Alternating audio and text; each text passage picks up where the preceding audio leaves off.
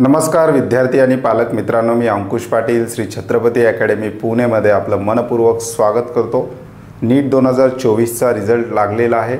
बऱ्याचसा जो काही रिझल्ट आहे सध्या वादाच्या भोवऱ्यात आहेत। या सर्व गोष्टी सभोवताली घडत असताना महाराष्ट्राच्या बाबतीत नेमकं काय होणार आहे याचा ॲनालिसिस आपण आजच्या व्हिडिओमध्ये घेणार आहोत।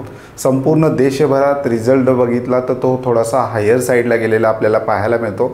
त्याचा इम्पॅक्ट महाराष्ट्राच्या काउन्सिलिंगवर किती होणार आहे या प्रश्नाचं उत्तर सुद्धा आपण आजच्या व्हिडिओमध्ये शोधणार आहोत।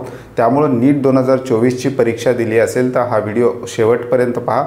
अत्यंत महत्त्वपूर्ण माहिती आपण आजच्या व्हिडिओमध्ये विद्यार्थ्यांना देणार आहोत। त्याचबरोबर जे विद्यार्थी आणि पालक श्री छत्रपती अकॅडमी पुणेच्या यूट्यूब चॅनलवर नवीन असतील, येणाऱ्या काळामध्ये अशाच महत्त्वपूर्ण माहितीसाठी श्री छत्रपती अकॅडमी पुणेच्या यूट्यूब चॅनलला आजच सबस्क्राईब करा।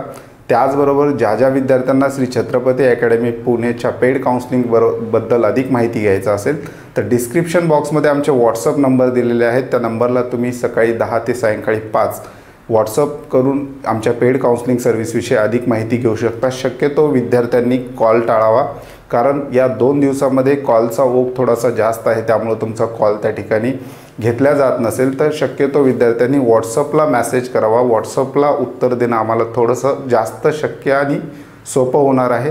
व्हॉट्सअपला जर तुम्ही तुमचे प्रश्न पाठवले तर त्या ठिकाणी तुम्हाला प्रश्नांची उत्तरं मिळणं जास्त शक्य आहे, कारण कॉलचा ओघ आणि येणाऱ्या विद्यार्थ्यांचं जे काही कॉल्स आहेत ते कंटिन्यू येत असल्यामुळं विद्यार्थ्यांशी नीट संवाद साधता येत नाही। त्याबद्दल आम्ही दिलगिरी व्यक्त करतो, परंतु जास्तीत जास्त विद्यार्थ्यांनी जर व्हॉट्सअपला मेसेज केलं तर त्या ठिकाणी उत्तर देणं थोडंसं जास्त सोपं होणार आहे। आता आपण विषयाकडे वळूया। संपूर्ण देशभराचा विचार केला, नीटचा जर रिझल्ट लागलेला आहे 2024चा, संपूर्ण यूट्यूबवर आपण पाहतोय की कट ऑफ प्रचंड वाढणार आहे। त्याचा महाराष्ट्रावर काय इम्पॅक्ट होणार आहे हे डिटेल आता आपण समजून घेऊयात। आजच्या व्हिडिओचा विषय आहे नीट 2024 महाराष्ट्र ॲनालिसिस। आपण आजच्या व्हिडिओमध्ये नीट 2024 संदर्भातला महाराष्ट्राचा ॲनालिसिस पाहणार आहोत। महाराष्ट्रात यावर्षी किती विद्यार्थी क्वालिफाय झालेले आहेत, त्याचा महाराष्ट्राच्या काउन्सिलिंगवर किती इम्पॅक्ट पडणार आहे। कट ऑफ हायर साईडला गेलेला आहे हे सर्वांना मान्य आहे, परंतु त्या संदर्भातली किती निगेटिव्हिटी पसरवायची हे ज्याचा त्याचा विषय आहे। थोडेसे पॉझिटिव्ह पॉईंट आहेत महाराष्ट्राच्या बाबतीत, महाराष्ट्र काउन्सिलिंगच्या बाबतीत, ते सुद्धा आपण डिस्कस करायला पाहिजे। ते पॉईंट्स नेमके काय आहेत जे विद्यार्थ्यांना फेवर करतात, जे विद्यार्थ्यांच्या बाजूनी आहेत महाराष्ट्राच्या संदर्भात, ते सुद्धा आता आपण पाहूयात। आता विद्यार्थ्यांनी जर त्यांचं नीट स्कोर कार्ड व्यवस्थित बघितलं तर त्याच्यावर NTAने त्यांचा स्कोर दिलेला आहे नीटचा। त्याचबरोबर ऑल इंडिया रँक दिलेली आहे, त्याचबरोबर कॅटेगरी रँक दिलेली आहे। आता ही ऑल इंडिया रँक बऱ्याचशा विद्यार्थ्यांची वाढवून आलेली आहे। तर ही ऑल इंडिया रँक जी आहे ही संपूर्ण देशभराचा विचार करून बनवलेली आहे, कुठल्याही एका स्टेटचा विचार त्याच्यामध्ये केलेला नाही। संपूर्ण देशभरामध्ये जेवढे विद्यार्थी नीट परीक्षेला प्रेझेंट होते त्यांच्या स्कोर कार्ड आलेले आहेत, त्यामधून ती रँकिंग आलेली आहे। आणि त्या रँकिंग सिस्टीममध्ये बराचसा गोंधळ झाल्याच्या बातम्यासुद्धा आपण पाहिलेल्या आहेत। त्या संदर्भातला एक व्हिडिओसुद्धा आपण काल बनवलेला आहे। आता ही जी काही ऑल इंडिया रँक आहे, महाराष्ट्र राज्यातील विद्यार्थ्यांच्या स्कोर कार्डवर जी ऑल इंडिया रँक आलेली आहे ती महाराष्ट्राची कंपेअर करून बनवलेली नाही, ती संपूर्ण देशभराशी कंपेअर करून देशभरात जेवढ्या विद्यार्थ्यांनी नीटची परीक्षा दिलेली आहे त्याच्यामध्ये तुमचा ऑल इंडिया नंबर किती आहे तो नंबर म्हणजे तुमची ती रँक आहे। सध्या इथे महाराष्ट्राचा त्याच्याशी काही संबंध नाही, ती ऑल इंडिया रँक आहे। हा एक मुद्दा विद्यार्थ्यांनी लक्षात घेतला पाहिजे। दुसरा आहे कॅटेगरी रँक। आता ऑल इंडिया लेवलवर कॅटेगरीची विभागणी जर आपण बघितली तर ऑल इंडिया लेवलवर general, EWS, SC, ST, OBC मुख्यतः ह्या 5 कॅटेगरी आहेत ज्या विद्यार्थ्यांच्या कास्टवर किंवा उत्पन्नावर डिपेंड असलेल्या ह्या कॅटेगरी आहेत। ऑल इंडिया लेवलवर ह्या 5 कॅटेगरी प्रामुख्याने आपल्याला पाहायला मिळतात। परंतु महाराष्ट्रामध्ये जर आपण कॅटेगरीचा विचार केला तर महाराष्ट्रामध्ये कॅटेगरी विद्यार्थ्यांच्या वाढत असतात। OBCचा विचार केला तर OBCच्या विद्यार्थ्यांच्या रँक जर आपण बघितल्या ह्या प्रचंड प्रमाणावर वाढलेल्या आपल्याला पाहायला मिळतात। ह्या ऑल इंडिया लेवलवर झालेला आहे, कारण ऑल इंडिया लेवलचा आपण विचार केला तर OBCमध्ये कोणकोणते विद्यार्थी समाविष्ट आहेत। NT1 विद्यार्थी OBCमध्ये येतात ऑल इंडिया लेवलला, NT2 विद्यार्थी OBCमध्ये येतात, NT3चे विद्यार्थी ऑल इंडिया लेवलला OBCमध्ये येतात। त्याचबरोबर SBC कॅटेगरीचे जे विद्यार्थी आहेत ते सुद्धा त्याच्यामध्ये समाविष्ट आहेत। त्याचबरोबर VJ कॅटेगरीचे विद्यार्थी त्याच्यामध्ये समाविष्ट आहेत आणि मूळ OBC जे विद्यार्थी आहेत यांचा सुद्धा समावेश ऑल इंडिया लेवलमध्ये OBCचा आहे. एवढ्या साऱ्या सबकास्ट ज्या आहेत त्या ऑल इंडिया लेवलवर OBCमध्ये समाविष्ट फक्त एकट्या महाराष्ट्रातून आहेत. पूर्ण देशाचा विचार केला तर काही स्टेटच्या सबकास्टसुद्धा ऑल इंडिया लेवलला OBCच्या आहेत. त्यांच्या स्टेटमध्ये त्यांची कॅटेगरी वेगळी पडते, परंतु ऑल इंडिया लेवलला ते OBCमध्ये समाविष्ट असल्यामुळे ऑल इंडिया लेवलचा OBCचा जी संख्या होते विद्यार्थ्यांची ती प्रचंड वाढते, कारण एवढ्या साऱ्या कॅटेगरी ऑल इंडिया लेवलला OBC आहेत. त्यामुळे विद्यार्थ्यांचा OBC रँक वाढून आलेला आहे असं सुद्धा म्हणायला त्या ठिकाणी जागा आहे. आणि हे जेव्हा त्या स्टेट काउन्सिलिंगचे जेव्हा रजिस्ट्रेशन होतील किंवा स्टेटसाठीची जेव्हा काउन्सिलिंग होतील त्यावेळेस ह्या सगळ्या कॅटेगरी आपापल्या कॅटेगरीमध्ये विभागून त्यांना त्यांच्या कॅटेगरीचा रँक दिला जातो. त्याच्यामुळं इथे एकत्र आलेले विद्यार्थी स्टेटची जेव्हा काउन्सिलिंग प्रक्रिया होईल त्यावेळेस ते वेगवेगळे होतात आणि ती संख्या थोडीशी कमी व्हायला सुद्धा मदत होते. हे झालं कॅटेगरी रँकबद्दल. आता ऑल इंडिया लेवलला फक्त 5 कॅटेगरी आहेत. स्टेटमध्ये कॅटेगरीची विभागणी महाराष्ट्रात कशी आहे? जनरल आहेत, EWS आहेत, SC आहेत, ST आहेत, NT1 आहे, NT2 आहे, NT3 आहे, VJ आहे. त्याचबरोबर आता महाराष्ट्रामध्ये मराठा आरक्षणामुळे SCBC आहे, SBC आहे. महाराष्ट्रामध्ये अशा वेगवेगळ्या कॅटेगरी रँक विद्यार्थ्यांना दिल्या जातात. ऑल इंडिया लेवलवर हे एकत्र झालेले विद्यार्थी महाराष्ट्रामध्ये त्यांच्या कॅटेगरीनुसार त्यांची रँक दिली तर जो काही कॅटेगरी रँक आहे विद्यार्थ्यांचा महाराष्ट्राच्या संदर्भातला जेव्हा स्टेट मेरिट लिस्ट येईल त्यावेळेस महाराष्ट्राची जेव्हा कॅटेगरी रँक विद्यार्थ्यांची समजेल ती विद्यार्थ्यांना थोडीशी कमी होण्यास मदत होऊ शकते, कारण जो कॅटेगरी रँक वाढलेला आहे तो ऑल इंडिया लेवलवर वाढलेला आपल्याला पाहायला मिळतो. तर विद्यार्थी मित्रांनो, महाराष्ट्राच्या बाबतीत कशा प्रकारे विभागणी होणार आहे आणि केव्हा होणार आहे ते सुद्धा पाहूयात. आता नीटचं स्कोअर कार्ड दिलेलं आहे, याच्यावरचा जो डाटा आहे हा बहुतांशपणे ऑल इंडिया कोट्यासाठी जास्त उपयोगाचा आहे. याच्यावरून महाराष्ट्राचा अंदाज आपल्याला आत्ताच बांधता येणार नाही, कारण हा डाटा जो आहे ऑल इंडिया रँक जी आहे तुमची कॅटेगरी रँक आहे ही ऑल इंडिया कोट्याची जी काही काउन्सिलिंग प्रक्रिया आहे ज्याच्यामध्ये संपूर्ण देशभरातल्या 15% गव्हर्नमेंट कॉलेजच्या सीट, त्याचबरोबर त्याच्या सेंट्रल युनिव्हर्सिटी, त्याचबरोबर डीम्ड युनिव्हर्सिटीच्या ज्या काही प्रवेश प्रक्रिया आहेत त्या ऑल इंडिया कोट्यातून होतात. आणि नीट स्कोअर कार्डवरचा डाटा जो आहे तो थेट ऑल इंडिया कोट्यासाठी जास्त कामाचा आहे. महाराष्ट्रासाठी त्या स्कोअर कार्डची रँक किंवा त्याचा विद्यार्थ्याचा कॅटेगरी रँक बघून ॲनालिसिस आत्ताच करता येणार नाही. त्याच्यासाठी विद्यार्थ्यांना महाराष्ट्र स्टेट कोट्याचे रजिस्ट्रेशन होण्याची वाट पाहावी लागेल. एकदा महाराष्ट्र स्टेट कोट्याचे रजिस्ट्रेशन झाले तर महाराष्ट्रातील विद्यार्थ्यांची संख्या त्यावेळेस आपल्याला एक्झॅक्ट कळेल की महाराष्ट्रासाठी किती विद्यार्थ्यांनी रजिस्ट्रेशन केलेलं आहे आणि त्या रजिस्ट्रेशन केलेल्या विद्यार्थ्यांमधून महाराष्ट्र शासनसुद्धा आपली स्टेट मेरिट लिस्ट जाहीर करतं आणि ती स्टेट मेरिट लिस्ट महाराष्ट्रातील ॲडमिशन प्रक्रियेसाठी जास्त महत्त्वाची आहे. महाराष्ट्रातील जे काही कोर्सेस आहेत, MBBS असेल, BDS असेल, BMS असेल, BHMS असेल, BUMS असेल, अगदी थेरपी कोर्सेस असेल, तर या कोर्सेसच्या ॲडमिशनसाठी आपल्याला ऑल इंडिया लेवलची रँक तितकी महत्त्वाची नाही, तर महाराष्ट्राचा स्टेट मेरिट लिस्ट त्याचबरोबर महाराष्ट्रातली कॅटेगरी रँकसुद्धा तितकीच महत्त्वाची आहे. महाराष्ट्रामध्ये काही पॅरलल रिझर्वेशनसुद्धा त्याच्यामध्ये ठेवलेले आहेत. त्याच्यामध्ये आणखी विद्यार्थ्यांची विभागणी होईल, म्हणजे डिफेन्सचे विद्यार्थी असतील, हिलीचे विद्यार्थी असतील, महाराष्ट्र कर्नाटका बॉर्डरवरचे विद्यार्थी असतील, त्याचबरोबर PWD विद्यार्थी असतील किंवा त्यानंतर ऑर्फनचे विद्यार्थी असतील. अशा प्रकारच्या वेगवेगळ्या विभागणी, वेगवेगळे रिझर्वेशन महाराष्ट्रामध्ये असे सुट्टे केलेले विद्यार्थ्यांना पाहायला मिळतील आणि त्याच्यामध्ये विद्यार्थ्यांची संख्या थोडीशी कमी होईल. त्याच्यामुळं ऑल इंडिया रँक कितीही वाढला, जोपर्यंत महाराष्ट्राचं रजिस्ट्रेशन होणार नाही तोपर्यंत महाराष्ट्रामधला काय परिस्थिती राहणार नाही याचा अंदाज आपल्याला सध्या तरी अगदी तंतोतंत मांडता येणार नाही.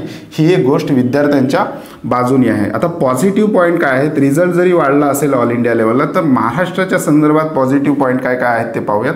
महाराष्ट्रातील 85% स्टेट कोट्यासाठी ज्या काही सीट आहेत रिझर्व त्या फक्त महाराष्ट्र राज्यातील विद्यार्थ्यांसाठी राखीव आहेत. म्हणजेच ऑल इंडिया लेवलवर रिझल्ट कितीही वाढला, म्हणजे गुजरातमध्ये कितीही विद्यार्थ्यांनी टॉप केलं किंवा हरियाणामध्ये कितीही विद्यार्थ्यांनी टॉप केलं किंवा उत्तर प्रदेशच्या कितीही विद्यार्थ्यांनी त्या ठिकाणी टॉप केलं असलं तरी महाराष्ट्रामध्ये ते विद्यार्थी येऊ शकत नाहीत. 85% सीट या महाराष्ट्र राज्यातील विद्यार्थ्यांसाठीच्या हक्काच्या राखीव सीट आहेत. त्यामुळं बाहेरच्या राज्यातील विद्यार्थ्यांनी कितीही टॉप केलं किंवा टॉपरची संख्या कितीही मोठ्या प्रमाणावर बाहेरच्या राज्यामध्ये असली तरी त्याचा इम्पॅक्ट महाराष्ट्रावर होणार नाही, कारण महाराष्ट्र राज्यातील विद्यार्थ्यांसाठी जो काही राखीव कोटा ठेवलेला आहे तो फक्त महाराष्ट्र राज्यातील विद्यार्थ्यांसाठीचा 85% स्टेट कोटा राखीव ठेवलेला आहे. त्याच्यामध्ये असेच विद्यार्थी येऊ शकतात ज्यांची 10वी 12वी महाराष्ट्रामधून झालेली आहे, त्याचबरोबर विद्यार्थ्यांचं डोमासाईल महाराष्ट्राचं असेल तर असेच विद्यार्थी महाराष्ट्रासाठी रजिस्ट्रेशन करू शकतात आणि या रजिस्ट्रेशन केलेल्या विद्यार्थ्यांमधून महाराष्ट्राची स्टेट मेरिट लिस्ट लागत असते। त्याच्यामुळं बाहेरच्या राज्यामध्ये कितीही विद्यार्थ्यांनी टॉप त्या ठिकाणी केलेला असेल, ऑल इंडिया रँक जर तुम्ही बघितला, तो चार्ट पूर्ण बघितला, 100 मुलांचा चार्ट दिलेला आहे, त्याच्यामध्ये महाराष्ट्राचे विद्यार्थी आपल्याला तुरळक सापडतात, परंतु टॉपर जे आहेत ते बाहेरच्या राज्यातील विद्यार्थी जास्त असलेले आपल्याला पाहायला मिळतात। ते त्यांनी कितीही टॉप केले त्यांच्याशी कॉम्पिटिशन तुम्हाला ऑल इंडिया कोट्यामध्ये करणं शक्य होईल, परंतु ते विद्यार्थी महाराष्ट्रामध्ये भाग घेऊ शकत नाही किंवा महाराष्ट्र राज्यातील विद्यार्थी त्यांच्या राज्यातील हक्काच्या कोट्यात जाऊ शकणार नाही। त्यामुळे हे लॉक असल्यामुळे ज्या त्या राज्याची विभागणी नंतर स्टेट कोट्याच्या काउन्सिलिंग प्रक्रिया सुरू झाल्यानंतर होणार आहे। त्यामुळे महाराष्ट्रातील राज्यातील विद्यार्थ्यांनी ऑल इंडिया लेवलवर कितीही टॉपर आले त्याकडे लक्ष न देता महाराष्ट्र स्टेट काउन्सिलिंगमध्ये आपला SML जोपर्यंत येणार नाही तोपर्यंत सध्या कोणतेच अंदाज अचूकपणे मांडता विद्यार्थ्यांना सुद्धा येणार नाही। त्यामुळे रजिस्ट्रेशन होण्याची किमान विद्यार्थ्यांनी वाट पाहायची आहे। त्याच्यानंतर पुढचा पॉईंट आहे टॉपर्स मिनिमम। महाराष्ट्राच्या बाबतीत जमेची बाजू आहे की टॉपर्स महाराष्ट्रातले थोडेसे मिनिमम असले, 2023च्या तुलनेत वाढलेले जरी असले, परंतु बाहेर राज्याची जर आपण तुलना केली तर महाराष्ट्राचे जे काही टॉपर्स आहेत हे मिनिमम लेवल आहेत। त्यामुळे महाराष्ट्रामध्ये कट ऑफमध्ये किती फरक पडेल, जास्त फरक ऑल इंडिया लेवलला जेवढा पडलेला आहे तेवढा पडताना आपल्याला महाराष्ट्रामध्ये पाहायला मिळणार नाही। त्याच्यानंतर कॅटेगरी वाईज सेपरेशन, मी अगोदरच सांगितल्याप्रमाणे महाराष्ट्रामध्ये भरपूर कॅटेगरीज आहेत, त्याचं सेपरेशन विद्यार्थ्यांचं होईल, म्हणजे एकगट्टा असलेले विद्यार्थी महाराष्ट्रामध्ये सेपरेट होतील आणि त्या त्या कॅटेगरीच्या रिझर्वेशननुसार त्यांना बेनिफिट त्या ठिकाणी घ्यावं लागेल। त्याच्यामुळं जेव्हा विद्यार्थी सुट्टे होतील त्यावेळेस विद्यार्थ्यांची संख्यासुद्धा त्या त्या कॅटेगरीमध्ये थोडी कमी होताना आपल्याला पाहायला मिळेल। त्याच्यानंतर विद्यार्थ्यांना SML दिला जातो। जेव्हा महाराष्ट्र स्टेटसाठीचं 85% स्टेट कोट्याचं रजिस्ट्रेशन महाराष्ट्र शासनाच्या CET सेलच्या वेबसाईटवर होईल आणि या रजिस्ट्रेशन केलेल्या विद्यार्थ्यांना स्टेट मेरिट लिस्ट दिला जातो। स्टेट मेरिट लिस्ट आपल्यासाठी अधिक महत्त्वाचे आहे। आपण महाराष्ट्र राज्यातील गव्हर्नमेंट किंवा सेमी गव्हर्नमेंट कॉलेजेसमध्ये कोणत्याही मेडिकल हेल्थ सायन्स कोर्सेसला ॲडमिशन घेऊ इच्छित असाल तर त्यासाठी ऑल इंडिया रँक नाही तर आपल्यासाठी स्टेट मेरिट लिस्ट महत्त्वाची आहे। त्याच्यामुळे ऑल इंडिया रँकवरून माझा नंबर लागेल का किंवा माझा नंबर या स्कोअरला सुद्धा लागणार नाही असं घाबरून न जाता किमान महाराष्ट्राचं रजिस्ट्रेशन केल्यानंतर महाराष्ट्रामध्ये आपले स्टेट मेरिट लिस्ट किती येतं, त्याचबरोबर आपली कॅटेगरी रँक किती येते याची माहिती घेतल्याशिवाय विद्यार्थ्यांनी कुठल्याही टोकाच्या डिसिजनला पोहोचायचं नाही। कारण महाराष्ट्राची स्टेट मेरिट लिस्ट आल्यानंतर तुम्हाला अगदी अचूक बांधता येईल, अंदाज बांधता येईल की महाराष्ट्रामध्ये कट ऑफ किती इन्क्रीज होणार आहे। त्याचबरोबर जमेची बाजू काय आहे, महाराष्ट्रामधले टॉपर जरी वाढले असतील किंवा विद्यार्थ्यांची संख्या जरी वाढली असतील तर येणारे महाराष्ट्रामधले नवीन कॉलेजेस, महाराष्ट्रामध्ये बरेचसे नवीन कॉलेजेस आता त्यांनी प्रपोजल टाकलेलं आहे, हे नवीन कॉलेजेससुद्धा महाराष्ट्रामधला कट ऑफ थोडासा डिक्रीज करण्याला मदत करू शकतात। ही सुद्धा एक महाराष्ट्राच्या बाजूने जमेची बाजू आहे। त्याच्यानंतर आता आपण पाहूयात नीट डाटा ॲनालिसिस कशा प्रकारचा आहे महाराष्ट्र राज्याचा। तर यावर्षी म्हणजे 2022 पासून पाहणार आहोत की यावर्षीपर्यंत महाराष्ट्राचा ॲनालिसिस कशा प्रकारे आहे, स्टुडंटच्या विद्यार्थ्यांची संख्या कशा प्रकारे आहे ते आपण पाहूयात। 2022चा विचार केला तर 2022ला नीट क्वालिफाय विद्यार्थ्यांची संख्या महाराष्ट्रामध्ये होते 79,974 आणि 2023चा विचार केला तर क्वालिफाय विद्यार्थ्यांची संख्या 1,31,008 एवढी राहिलेली आहे। म्हणजेच 2022 आणि 23 याच्यामध्ये किती विद्यार्थी संख्येची वाढ झालेली आहे, 51,034 विद्यार्थ्यांची याच्यामध्ये वाढ झालेली आहे। 23-24चं जर आपण कम्पेअर केलं तर 23-24मध्ये वाढ जी आहे मागच्या वर्षीच्या तुलनेत कमी असलेली आपल्याला पाहायला मिळेल। मान्य आहे 2022ला थोडंसं कोविड इम्पॅक्ट होता, कमी विद्यार्थ्यांनी परीक्षा दिलेली आहे, परंतु 22 आणि 23 याच्यामध्ये जे विद्यार्थ्यांची संख्या महाराष्ट्र राज्यामध्ये वाढलेली होती 23 आणि 24 ती संख्या कंट्रोल झालेली आहे। अगदीच भरपूर विद्यार्थी महाराष्ट्रामध्ये वाढलेले नाहीत, ते थोडंसं कंट्रोल त्याच्यावर झालेलं आहे।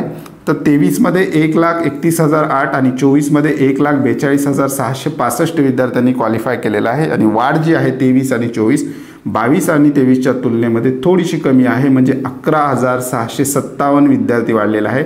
म्हणजेच महाराष्ट्रामध्ये अगदीच विद्यार्थ्यांची जी काही वाढ आहे ती अगदीच बूम लेवलला गेलेली नाही, ती थोडीशी कंट्रोलमध्येच आहे। त्यामुळे महाराष्ट्राचा जो काही रिझल्ट आहे ऑल इंडिया लेवलला जो लागलेला आहे, महाराष्ट्राचा जो रिझल्ट आहे अगदीच तेवढा वाढलेला नाही ऑल इंडिया कोट्याच्या कम्पेअर केलं तर, हे आपल्याला ह्या डाटावरून पाहता येईल।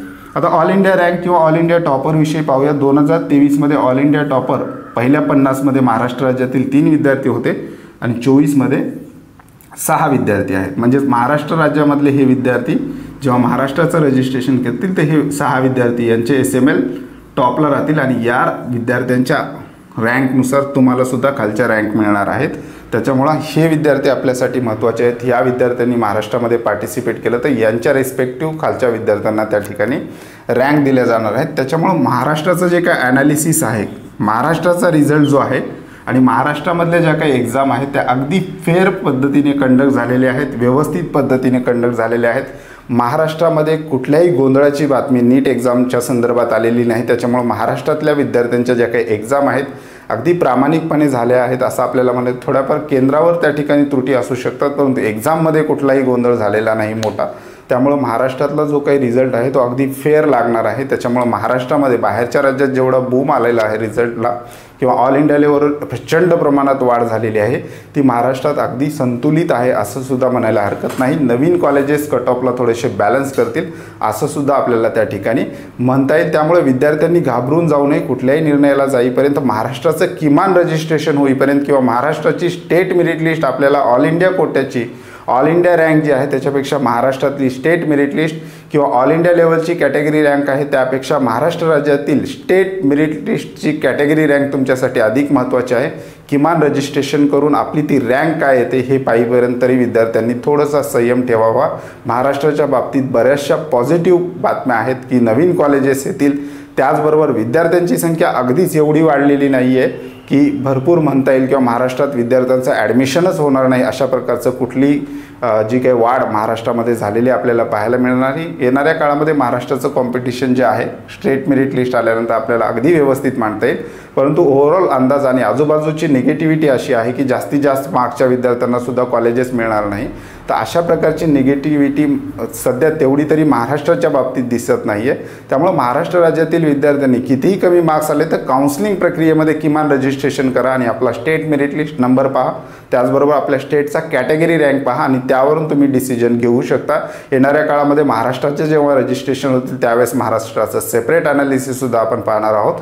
चॅनलवर नवीन असाल तर अशाच माहितीपूर्ण व्हिडिओसाठी श्री छत्रपती अकॅडमी पुणेच्या यूट्यूब चॅनलला सबस्क्राईब करा।